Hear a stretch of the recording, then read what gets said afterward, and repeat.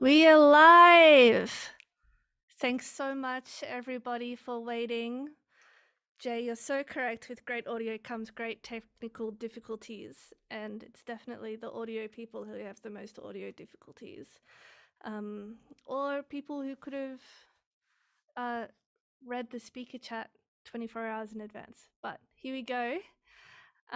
Most of you will know me. I'm Maize. My pronouns are they, them, and I work in technical audio in video games, and I do composition and sound design and audio programming. Jay and Donut. It's true. It is legendary ramen because it was made here by me. So I'm going to dive right into it. I'm going to do a little bit less of an intro than I was going to, and go straight in. Woo! Because it's dinner time, babies. Dinner time. I hope that that's loud enough. I hope it's all good. Because it's dinner time, babies. Dinner time. So as you all know, I made a song to commemorate a really, really good ramen that I made. So the recipe is from Fukuryuku in Melbourne CBD. They put out their recipe for a vegan miso ramen broth in the Broadsheet Melbourne book, which came out a few years ago. Dinner time, baby. Thank you. Awesome. And, you know, when awesome Zoraida asked me to talk, I was like, what am I going to do? Melbourne is in hard lockdown. Again, you know, there's 1 hour of outdoor time a day for solo exercise. Only pharmacies and supermarkets are open, going really intensely insane at home. So I wanted to do something that comforted me and that hopefully maybe I could share some comfort for others. And I know that we have some Sydney siders in the chat also. Cooking is one of those things that I do and I could do for hours and hours and hours to sort of meditate.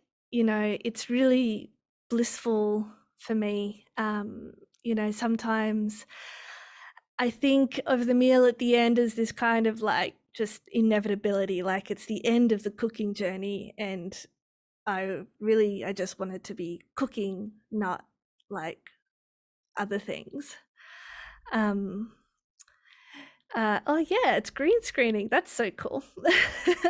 We can keep the green screening. Let's do that. I love that. I have a lot of this green in my presentation. So yeah, I recorded myself cooking ramen, and it takes a few hours. You have to let the broth go from, I think, 4 liters to 2 liters, you know? So yeah.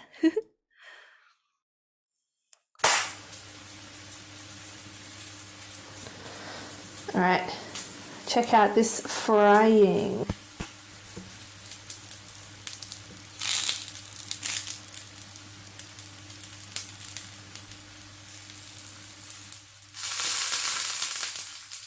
So I was thinking of what I could talk about for a maze, and the truth is, as much cool like technical audio stuff I've been doing at work, I've really skilled up in my sound design and audio programming, but I've missed making music. So an attempt at bridging that gap, I've made some music to commemorate the ramen.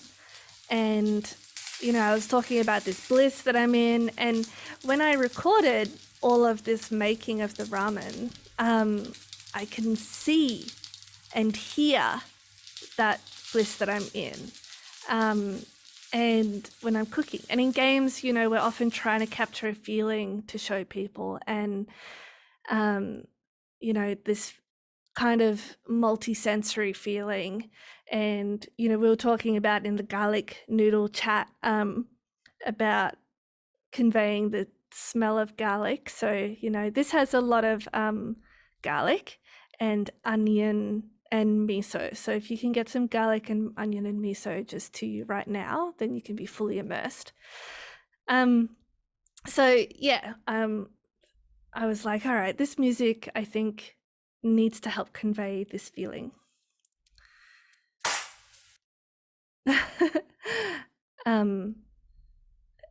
And I was thinking, okay, you know, sound design. What's the cube on the counter to the right? Is it a capsule hotel for cats? I missed it. We'll figure it out. That cube is my dishwasher. Sorry, it's my dishwasher. So yeah, thinking about this music, I was like, what am I gonna do? And Auntie Donna came into my head. If that cup is a drum, then my bum is a drum. Pots, cups, and even a bum. It's so much fun when everything's a drum.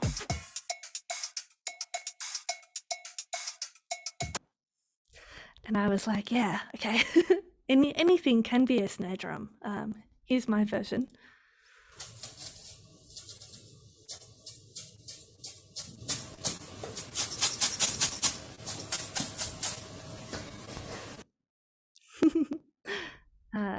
Yeah, Jay, I'll tell you about that dishwasher. It's great. It's really good. So, you know, making music from kitchen stuff is something a lot of people have done for school, but I also, wanted to capture my feelings on top of making music out of kitchen stuff. And we talk a lot about how in games, how sound design has capacity to be emotional, like a happy, peppy step versus a sad, slumpy step. Yeah. So once I recorded myself, I didn't record everything, but I did have 110 minutes of footage and sound to sort through. And this is actually a little bit of my sorting process behind this 110. Up the top is the video, and at everything below the video is just audio.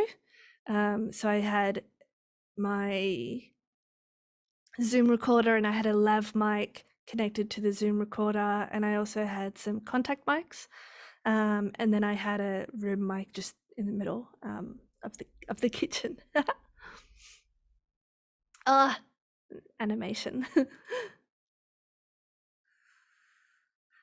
So yeah, some of it was super riveting, and I posted the most riveting parts on Twitter, so you might have already seen this. Hey Google. Hey Google. Hey Google. Set timer for half an hour. Okay, 30 minutes. Starting. Cool. Yeah, just thought I'd show my daily struggles with Google. Sure, if I had a Californian accent or something, it would probably work a lot better. Oh, no, I thought I removed this. Actually, I posted about removing it and didn't remove it. Here's how online I've become during this. Have you checked your butthole? Skid up, butthole. Anyway, yeah, there's a lot of dealing with just bullshit, but you know, whatever. Okay. I talk to myself a lot while I cook, reading out recipes or anything like that.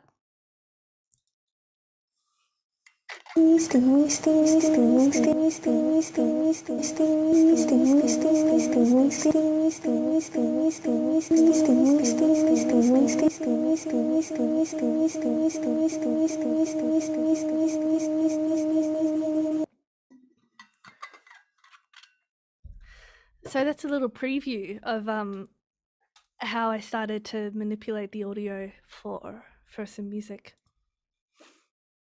So, you know, in games and in film and in any audio for media, we talk about this word diegetic, you know, just to link it back to games.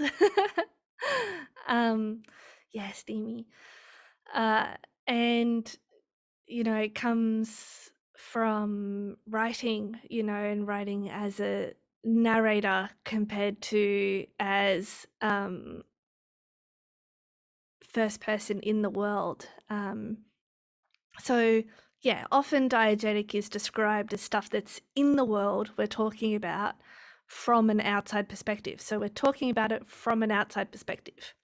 And non-diegetic is stuff that we're talking about as people who are outside the world.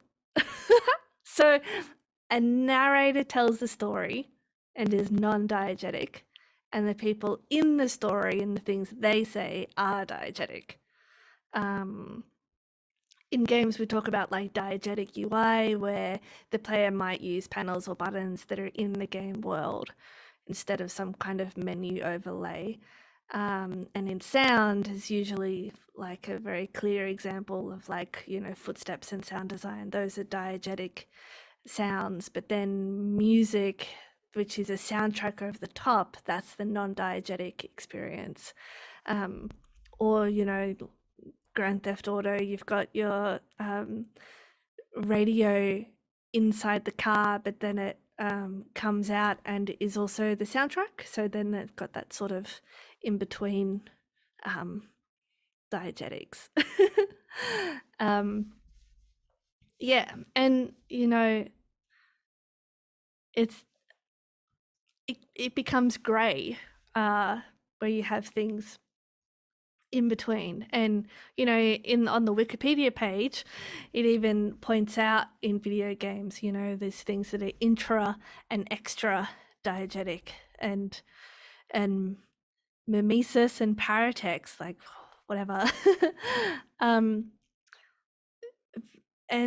But musicians and miso on scone, oh my god, sorry, I just saw that. We can use sound design, which is often what is diegetic, in the music, which is often non-diegetic. And that's super mainstream. Hollywood does that. This is one of my favorite Dan Pemberton tracks.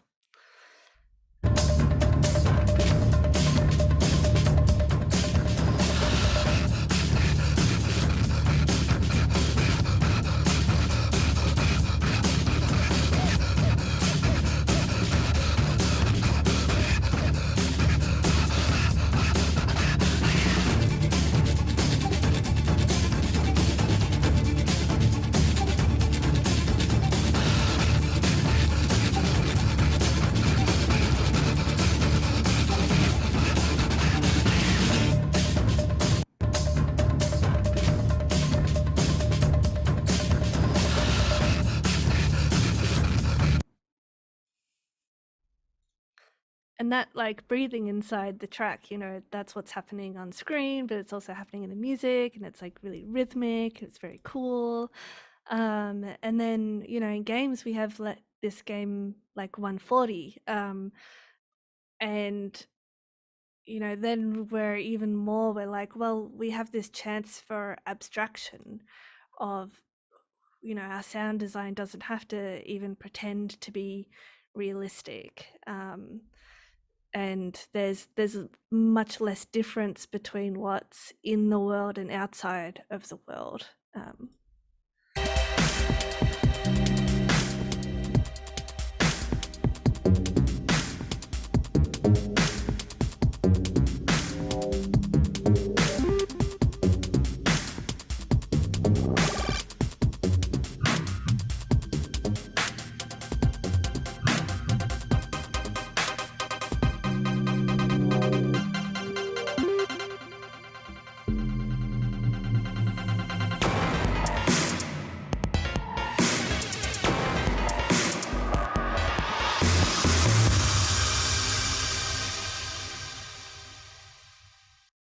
And, in games, we also have tools where we can make that sound and music mechanically linked. Like, I'm pretty sure, and I might be imagining this, which is like also, very cool that I could just imagine something that is happening.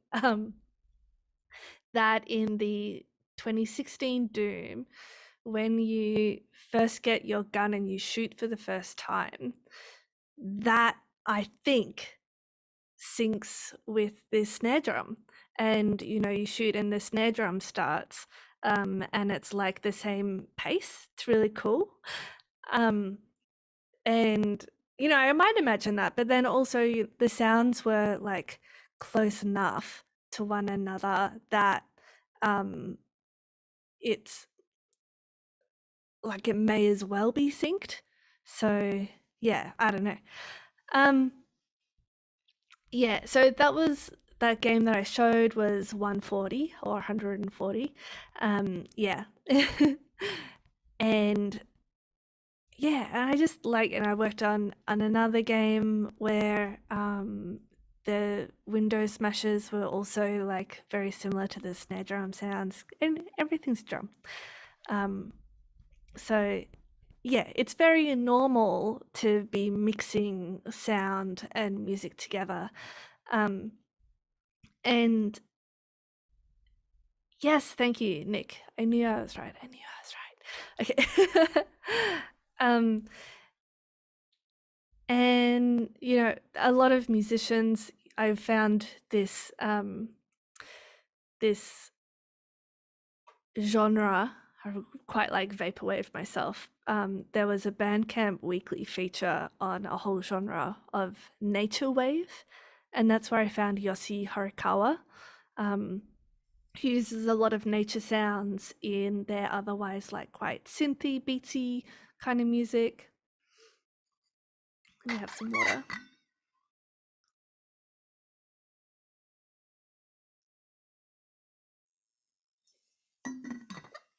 I don't have much water left.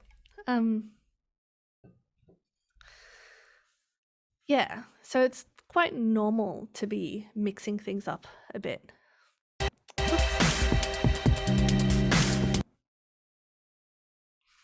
Cool. So I had to think about okay, when making music or sound for a game, we figure out is it for while the player is playing? Is it for, a sort of win success at the end? Or is it like to get the player prepped for the big sort of gameplay loop part? And so when I was thinking about, okay, music for ramen, is it for while cooking the ramen? And I was like, no, cooking ramen takes hours, or, a few minutes if you just do an instant. And I just listened to the radio or the latest album that I bought. And let me tell you, recording, making ramen, this is my day-to-day life. You can't listen to music while you make music, and it's just so bad. But this is a little bit off topic. Okay. My psychologist and I came up with this thing where you just engage some other sense. So people use music to get into the rhythm and to work and to get going and stuff. But, if you can't use music to do that, maybe you can use smell, another sense, right? So, you could light a candle, or you could have some tea, or you could do what I do, and that's put on something in the slow cooker in the morning so that then you can have food at lunch or at the end of the day. So I just zoned into that. I was like, okay, I can't listen to music while I'm cooking. I'll just zone into the smell, which is pretty cute, I think. Anyway, so this music is not for while cooking. Is it for while eating? Also no, because I want to savor my ramen. It's the end of the cooking journey. So, it's gotta last.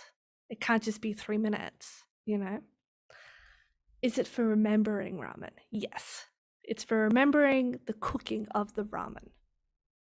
That's what I am thinking. So here's where I started. I was like, one of the sounds that came out very easily was tapping the wok lid. I didn't use a wok in the cooking. The lid is for putting over sweet potato while it grilled so that it would steam itself. There's a piece, yeah, to having some food bubbling away. So here's the beginning of playing with the wok lid sound.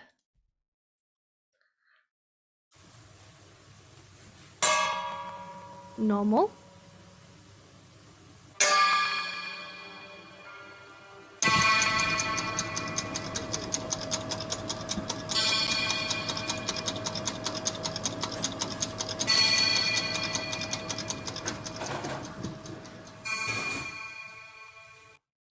So I added the timer for my oven, which I also realized later that the best smell, Jay, to work to is Mexican black bean soup. It's got all of that coriander, paprika, oregano, and beans. Ugh. So I turned on the oven timer, and then I was like, oh shit, now there's gonna be this ticking on behind all of the rest of my sounds. And that's where that Google video came from, because I was like, all right, now I'll use my phone and that will be the timer. And then I'll just have the one sound that happens once instead of half an hour or an hour of the oven timer, which has the big ticking. Anyway, but I kept the ticking because it's just such a weird organic sound. My old ass oven. Yeah. So that wok is put through a digital resonator effect. So in your DAW, like your audio software, using an EQ and using just a built-in resonator effect or something else, you can choose some overtones that you can then like up the volume of, and then you can create what is a ting sound into like a larger, more beautiful sound. So I use the resonator effect, or a few different versions of it, on a fair few different sounds. We're on the wok lid again. Another effect I used was a grain synth, and here I'm actually going to show you what the grain synth looks like in Ableton. So can you see my mouse? I don't know if you can see my mouse, but basically above the play button, we have this highlighted clip. That's the MIDI that's controlling the pitch of my sound. And then down the bottom, we have this effect, and it's playing back a wave file, which in this case is me saying the word miso. I was quite happy about, and I showed the camera my miso. So I'll play it, and then I'll explain what a grain synth does if it's not obvious by hearing it.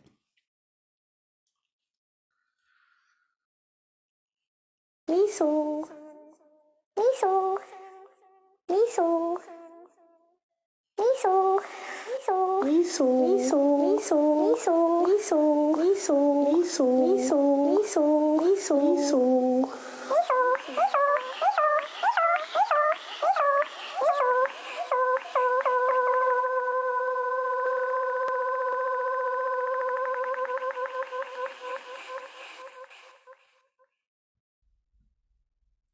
Yeah, so I dig a grain synth because basically you can turn any sound into a synth, and what it does is it takes little samples of the sound and plays them back rapidly and blends them together depending on your settings. So you can see that here's me saying me, so, and yeah, at the start I'm playing back the whole word, miso, miso, miso. And then I move the size of the grain and position of the grain towards the end, so that I'm getting the sound, and then I'm just getting oh yes, hey Luz, yes, grain synth. So I'll play it again so that you can hopefully see and hear what's happening. So pay attention to down the bottom, this part. Miso. Miso. Miso. Miso. Miso. Miso. Miso. Miso. Miso. Miso. Miso. Miso. Miso. Miso. Miso.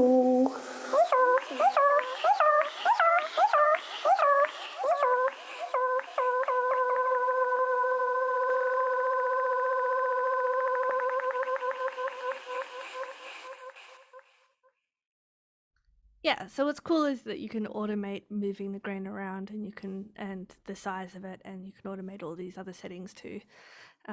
So yeah, very fun. Okay, it's that time. And if you want to ask any questions, you can do it now. And I can answer in the chat, or I can answer on Twitter, or in the Discord if you're in the Amaze Discord. But yeah, Twitter and chat, I'll be there. Yeah, chipmunk miso, definitely. Next. Okay, this is it. I'm going to play my ode to the really good ramen that I made. And I hope that this talk has, like, I feel like it wasn't very rounded, you know? But I had a really great time making the talk and making the music and thinking about you all. And I'm really glad that you're all in the chat tonight with me. And yeah, yep, I'll see you on the other side.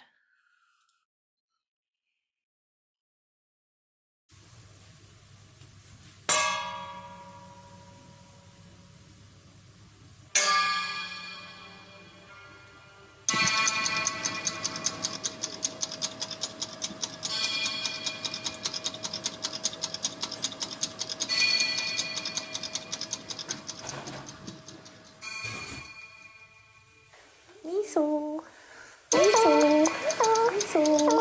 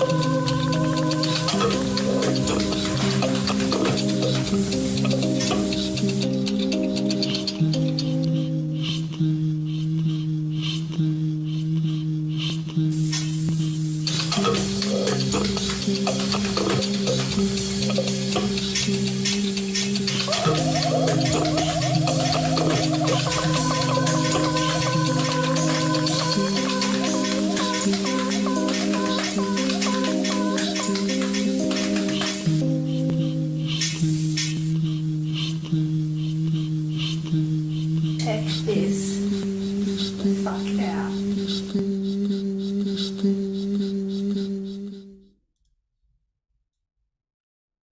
Yay! That's it. And thank you so much, everyone. Thank you, backstage people, for dealing with audio things. It wasn't even like on my end this time. And that's pretty lucky for me. Oh, we're getting audio doubling. Lol. That is on my end. Yeah.